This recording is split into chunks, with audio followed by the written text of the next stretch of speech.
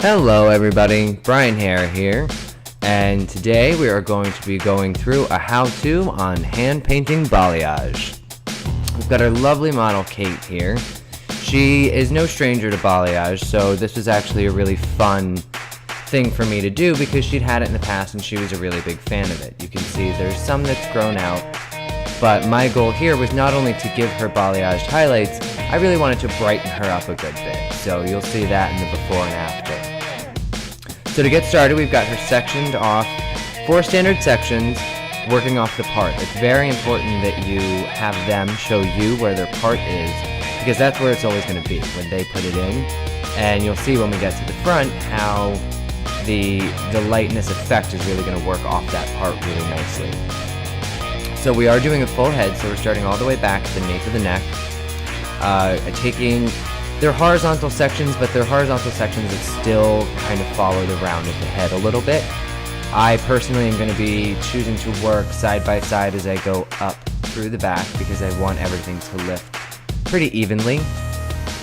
I've chose Paul Mitchell's Synchro Lift here with a 20 volume for the back 2 sections and 30 volume for the front 2. This took me about an hour to do, so it's pretty sped up, so I don't want you to think that I just rocketed through this, because you really do want to take a lot of care when you do this, because it's a service that is really going to showcase what you can do. So for everything below the parietal, I'm taking a little bit wider sections, because I would like to add lightness back there, but I still want the dimension of it being a little bit deeper of a blonde. So to achieve that deeper blonde, I'm going to leave more for natural in it. So the sections back here were anywhere from 1.5 to 2 inches wide. I take sections that are about 1 inch thick because as I hand paint this on, I want to make sure that when I press into the hair, I'm not pressing all the way through, which will cause bleeding. To apply this, I have chosen to hold my brush vertically, parallel with the hair. When I've got the product on the tip of my brush, I start around mid-shaft and sweep in a downward motion, but then slowly move up towards the scalp. It's a tip I picked up. It's cool because you want your highlights to be a little bit thicker towards the end and finer as you get up towards the head, because the effect of this is going to be a very natural, almost sunlightened kind of effect. I'm taking these sections a little bit wider again, like I said, because I want her natural to also dance in through there, but I'm pinching the sections down at the end, having each one come to almost a point. So what this effect is going to do, like I said, I want to brighten her overall blonde, so that's going to give her a deeper in the root out to that lighter effect so that it looks like the sun really did do this. Again, we're still below the parietal here, so we're still taking the wider sections. Just keeping in mind, everywhere you put lightener is where there's going to be highlight. So I wanted to be smart about, in case she throws her hair in a ponytail, what you will see along her hairline, because those highlights are going to be right on Front Street. There's no hiding them. This is not like foil work where sometimes you see these and sometimes you see don't. Like, I'm working off of how her hair is naturally falling, so you're going to see every single one of these highlights. Again, mid-shaft.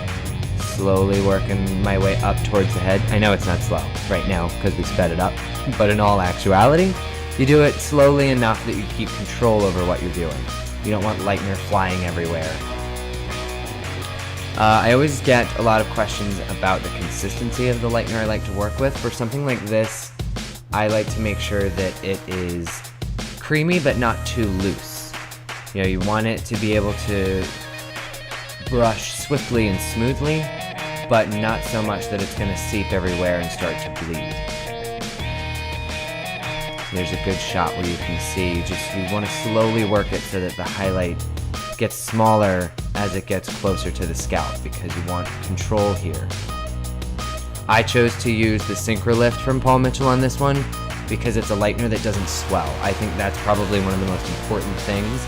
If you are working with lighteners that have a tendency to swell up as they develop, then that's where you're going to lose that control, and it's going to start to puff up and bleed onto hair that you want lightening to begin with, and then you've sort of lost that seamless, possible sun-lightened effect in the hair. So once I get down towards the end, it really just starts to encompass the entire section that I'm holding in my hand. It's feathered on at the root. And then once those two lines start to come together in that pinched section is when I go ahead and just paint it right through the end. Now that we're above the parietal, we're taking much smaller sections. I like to work in sections that are about 1 inch wide, because with you doing those V-shaped sections, I guess you could call them, you gotta remember, if these 2 inch wide sections are next to each other, there are going to be 2 highlights sitting next to each other. So you're going to have a really nice blend of the new lightened hair with her natural coming through it as well.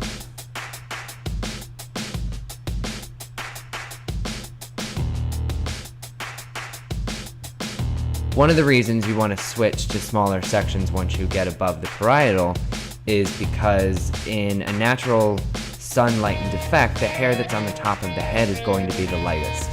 If you need a good point of reference, think of a small child when you see your clients point at a little girl and say, I want highlights like that. Why can't I have hair like that?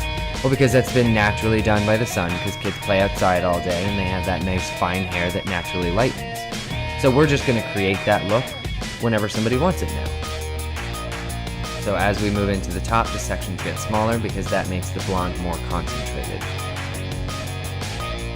The very top of the head might be a smaller section that you can't really get the V shape on. You want to just make sure that you don't just leave it out. You know, brush the highlights on. Right here around the face is a perfect example, because Kate, like so many others, has finer hair that never really fully matured into thick hair. So I don't want to leave it out because that'll just leave it dark. So I'm just going to pull that piece out, understand that where I visually put that is where that highlight's going to be, and then just paint it on that way. Where possible, oh, there's Thad. Hi, Thad. Where possible, I still do the V-shaped sections, but then when I get to the smaller little baby hairs around the face, I just go ahead and freehand highlight those. I get a lot of questions about, can you put something in between these sections? Yes, you can. I haven't done it yet because I haven't yet had the need to. I think it's partially the size of the sections that I'm taking, and the fact, if you notice, the section is being held out at some odd degrees. I've never been really good about it, that 45 degrees or 63 degrees, I don't know. But I'm holding the hair out from the head so that I'm not pressing down with the new section onto hair that I've already lightened. You see I've got her head tilted a little bit as I move through the top because I want to make sure I'm not pressing down on anything beneath it. Again, that's also why it's very important to make sure that you don't have a lightener that swells. Not that they're not good lighteners, it just might not be the best one for this technique. Also, since this video, I learned a very valuable lesson. Now when I do this, on my left hand, I wear a rubber glove that I cut the fingers off of so that I could use the back of my hand as almost like a highlighting board. I'd never worked with a highlighting board. I might like it. I've just never used one, so if anyone wants to send me one, I'll try it. But I got a tip actually from YouTube. Somebody said try using the back of your hand so you don't have to wipe on a towel in between every single section, because that does take time. And the back of the hand trick's great, especially when you put a glove on, because then you never have to wipe it off because it never stings. But it does cut out a lot of time not having to wipe your hands off every section, because you really need to make sure that you're working with very clean hands, because you're working in exposed hair here. So if you have lightener all over your hands and go to touch another section, then you're not in control of where that lightener's going. As you see here, now that I'm working on hair that is directly around her face, this is on some people what would be their fringe. For her, she keeps it longer, but this is that hair that she's going to see every single day when she looks in the mirror. So you really want to work and make sure that all the way around the face you keep it nice and light. You can see the highlights there are getting, you know, a little bit thicker, a little stronger. And now that I'm on the part, that's where you really want to focus, because the part is always going to be seen. That's why I said you want them to put their own part in there, because you want to know exactly where that's going to be. Because unlike foil work, we're going to match up the highlights on either side of her part to make sure that they come pretty close to connecting. Because unlike foil work, this is not as strong of a banded effect of lightning. It's much more of a general area of lightning that you get from the hand painting. So having it match up on either side of the part gives it more of a natural, all over blonded look. So that's where you want to just take special care to make sure that you've got really precise, sharp lines following that part. And you see we're now approaching that last piece of fringe at the part. So I want to make sure that that, above all else, has a really good, strong light effect to it. I've had people ask me, why not just go ahead and lighten that whole section? Well, the reason I don't want to lighten that whole section is because we've all had those clients that come into you and you've sat there and you've lightened them just as far as you could possibly get them. They're a level 11.5 white blonde and they say, make me blonder. Well, you sit there and you think to yourself, how do I do that?